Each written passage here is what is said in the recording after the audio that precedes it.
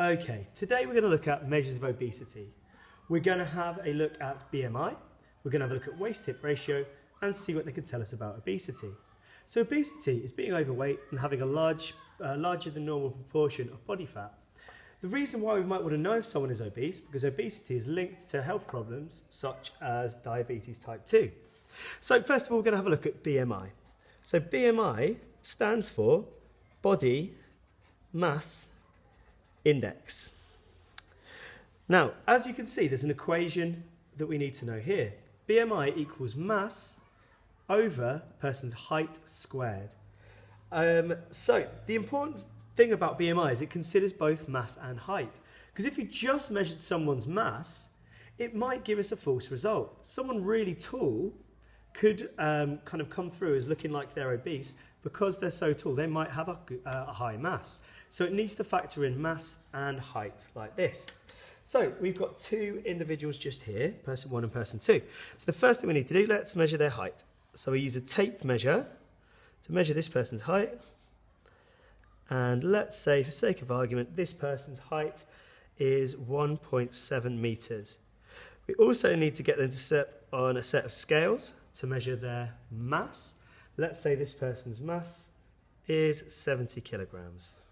So let's now go over here and find out for person 1 what their BMI is. So the BMI equals their mass, which in this case is 70 kilograms, divided by their height squared. Now, this bit is really important. People, when they're doing this equation, often miss the squared.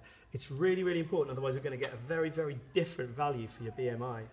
So let's just simplify the bottom. I'm just going to get my calculator. Now, you'd be using a scientific calculator, but this shows up better on the video.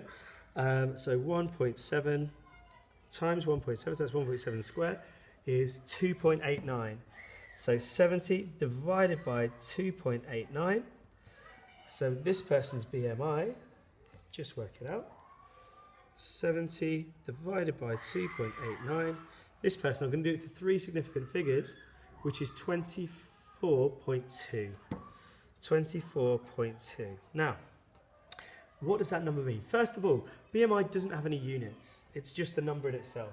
And it only makes sense if you look at something like this. So you don't need to learn these. You'll be given this if you need to in an exam. All you need to do is see which category 24.2 falls within, and then you can see the description. So this person falls within, their BMI falls within here, so they have a normal weight. They are not overweight or underweight. So let's do the same thing for the second person. So the second person again, we need to measure their height. Let's say this person's height looks like they're slightly shorter, so let's say 1.6 meters. Now this person's carrying a bit more weight. Let's say this person is 100 kilograms. So over here for number 2, let's work out this person's BMI now. So again, the same idea. Height, mass, which is 100 over height squared, 1.6 squared. So I'm just going to simplify that first of all by doing the bottom first. So let's have a look, 1.6 squared, so 1.6 times 1.6. So it's 100 over 2.56. And let's just see what that is real quick. 100 divided by 2.56 equals, well, I'll do it to 3 significant figures, so that would round to 39.1. Again, let's see the second person. Now this time, this person falls into this category, 30 to 40. So they'd be moderately obese, getting towards being severely obese. So their doctor might advise them to lose some weight, otherwise they run the risk of perhaps developing diabetes type 2. So there's one measure of obesity. Another measure of obesity is looking at waist-hip ratio. Now, it's kind of preferable to have a smaller waist compared to your hips. If we've got a much bigger waist, again, we're carrying quite a bit more body fat, and therefore we might be at risk to certain problems. So let's have a look how this works for 2 individuals. So let's say we've got the same individuals as before. So let's first of all take this person's waist measurement. Now to find the waist measurement, you need to do all the way around, a tape measure all the way around the body, the whole circumference around the body from the belly button. So the first person, let's say that value for their waist is 75 centimetres. For the hips, you need to line it up with the hip bone and do it all around the body. So the second one, let's say that value is 80 centimetres. So to find the waist-hip ratio, so this is person 1 right here, all you need to do is really nice and easy. You do the waist measurement divided by the hip measurement. So waist is 75 divided by the hip measurement, which is 80. So let's have a quick look.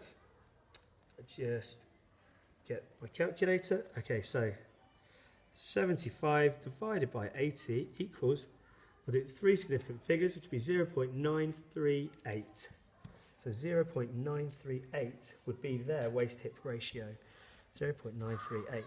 Now number 2, let's have a look. Now they've got a bigger waist. So again, it's round the belly button, all the way around the whole body, the circumference around the body, and their hips are here. So let's say this time the top measurement was 112 centimetres, and the bottom measurement was 100 centimetres. So again, for number 2, you do the exact same thing. Now, it's actually quite nice to remember which one's divided by which one, because the waist, your waist is above your hips, so your waist is over your hips, and it's waist over hips, so waist divided by hips. So this one would be 112 divided by 100, which equals, let's just have a look, 112 divided by 100, divided by 100, which equals 1.12. So equals 1.12. Now, waist-hip ratio again, you would be given this, but you're carrying too much weight if your waist-hip ratio is above 1.0 for males and above 0.85 for females.